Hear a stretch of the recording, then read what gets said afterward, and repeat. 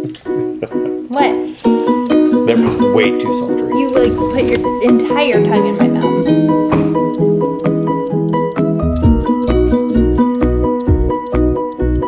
Welcome back. The kids are in bed. That's a great start. I think so. That is a really great start. It is. It's a joyous. It's a really big day in our lives. It's a joyous occasion around We're here. so glad you guys are along Thank with you us for coming back. Yeah. I'm Brad. I'm Rachel. And the kids are in bed. Legit, the kids are in bed. Yep. They are all, I think, asleep. The twins were kind of chatting back and forth a few minutes ago, but things have quieted down now. And we're here to celebrate with you guys. It's just really been a big day in our lives. It's a day that, like, I feel like several years ago we wouldn't have imagined. There's not many days in a person's life that are like today. No. It just doesn't happen. It just doesn't happen. Not all at once, anyway. So let's just get it out of the way. We were on Drew Barrymore national television today, so that's kind of a big deal. It was exciting. It went great. I think they really did a really good job of capturing our relationship, some like our parenting dynamic with each other. like a tense spot in our relationship.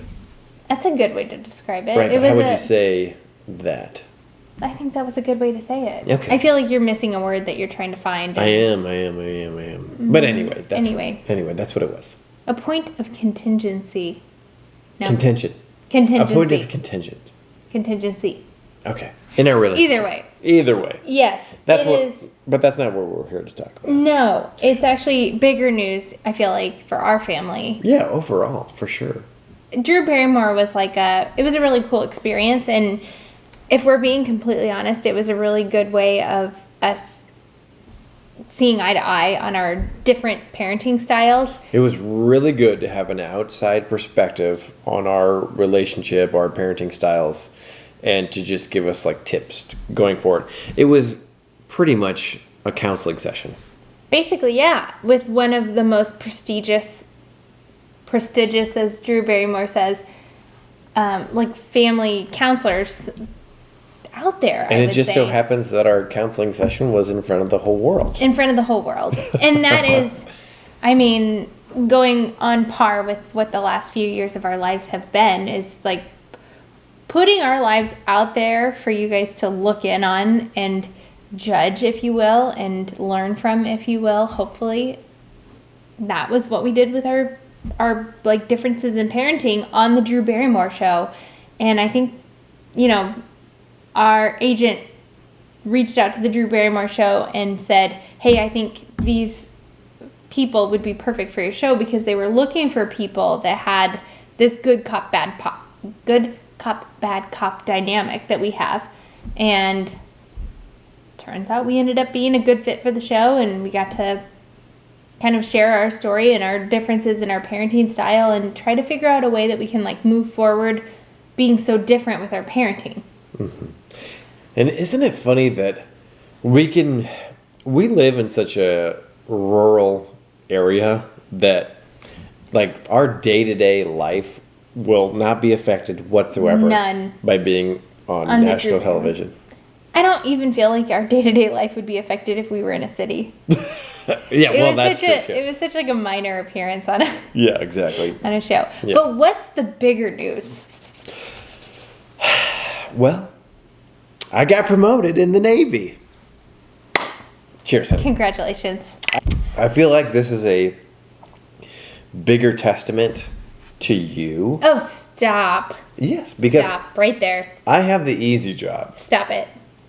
It is so much easier to drive down to Springfield, Missouri and do my weekend for the Navy than it is to stay home and take care of the children.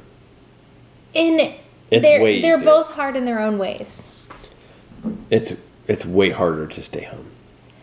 It's hard in different ways than it is to get up at 4 o'clock in the morning is what time you have to get up? That's the easy part. No, I don't think so. He has to get up at 4 o'clock in the morning, drive all the way down to Springfield to be there at 7 a.m. for like when he checks in for his drill weekend. Plus you have to do all kinds of countless like online paperworks and phone deals where you're on the phone and you have to like check in and I do a lot of reports, but that's just because kind of the nature of the beast. Like, being in the Navy, living in middle of the nowhere, Missouri, that's just kind of how it is.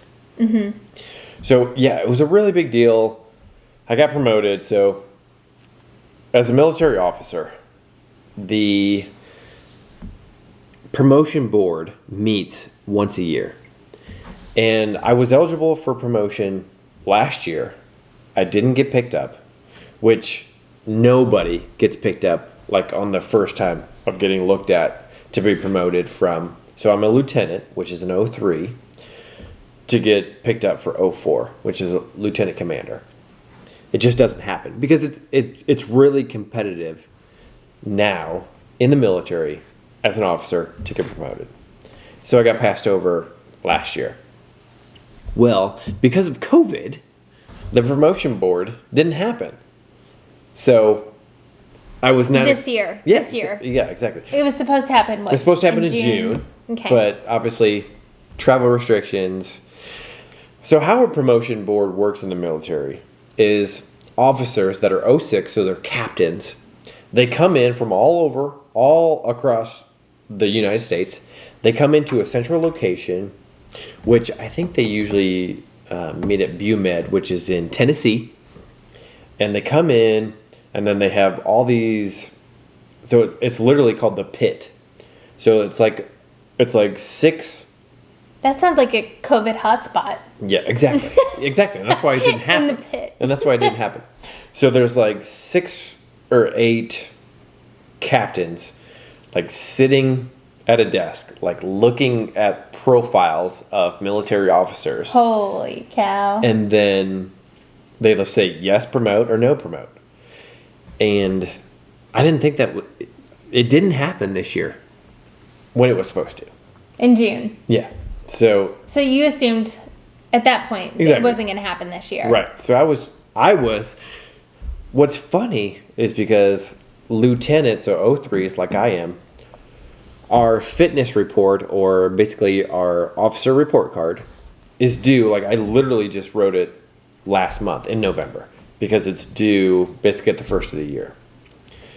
And so I took a lot of time and I was writing it thinking that that's what's going to be used for me on the promotion board. I remember you, like the last few days, you sitting there and you're like, I'm working on my fit rep. Mm-hmm. That was for next year's? Yes. Yes. How funny. Which kind of stinks in retrospect because it's really good. And you don't want your fit rep, you don't want your first ever fit rep as an 04 to be like really good. Because you want to improve. Exactly. Oh, you want to show progression. So they yeah, it was a total waste of time, unfortunately. Yeah. Like I kind of want to retract it and be like, Can you? I don't know, we'll see. Oh, whoa. I submitted that when I didn't know I was being promoted. Well, no, it hasn't like gone to its final authority yet. So yeah, I can still. You probably should. Yeah, we probably will. Oh, okay. I'm talking about me and my chain of command. But anyway. So yes. So the board, instead of meeting in January, ended up meeting in November. And you had no idea. I had no idea that they were meeting. And How did you find out that you were promoted? This is great. I got a text message from one of my really good buddies. He actually just got back from Afghanistan. He's a nurse. He was deployed, just got back, and he texted me and he said, "Congratulations, Lieutenant Commander." And I'm like, what are you talking about? And then he sent me like not a press release, but like the release from, the White House or whatever. White House or whatever. He just said the White House or whatever. Yeah, and it was like, and it showed like who got promoted from 03 to 04. And I was on the list. So crazy. I know. Congratulations. I'm so proud of you. Thank you, honey. I'm so proud. Well, thank you. But yeah, no, really, Rachel has though. Oh, stop it. Quit. Has Stop. the harder. That's part of ridiculous. So let's go back to when Brad and I started dating and then got married. Actually, this is funny. When Brad and I started dating, you're in the Navy. So you are. I thought you were a seaman. I don't want to put that in there. Why? Because Okay, we won't put that in. you're a sailor. Yes, I was a sailor. I still am a sailor. So Brad is a sailor. And when we first started dating, he was also a sailor then. But you were, at that point, an No, an O. O3E. Yeah. An O3E when we were in school.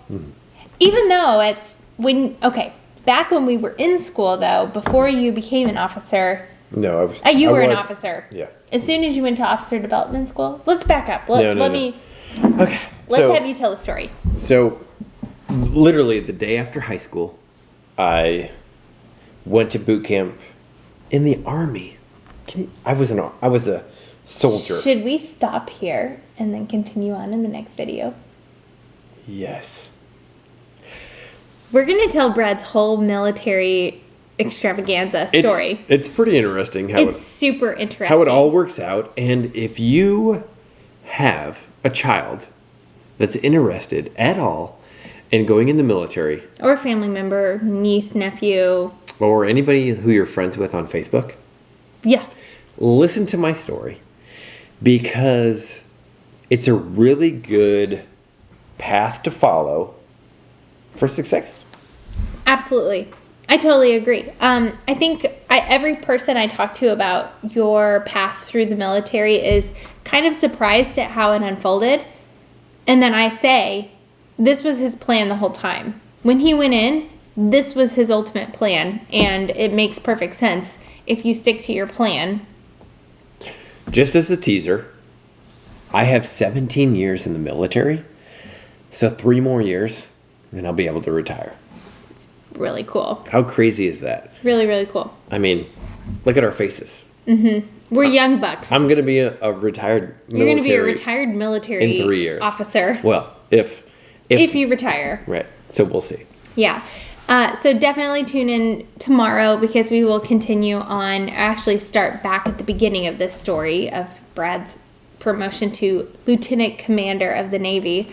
It's going to be really a cool video because as a civilian, marrying a guy who's in the military, I learned so much about how like the whole thing works and like I don't know what the lifestyle is like just by being married to you. And as a civilian who maybe has no connections to the military whatsoever, or as somebody who has a family member that you know dearly and has been a part of the military, Yeah, because it might be reminiscent. Well, and there's a lot of military people that just don't enjoy or don't like to talk about like being in the military. Yeah. So you They just may don't- not share their story. Yeah, you don't hear a lot about it. Yeah. So Okay, well join us tomorrow to hear Brad's entire career with both Army and Navy.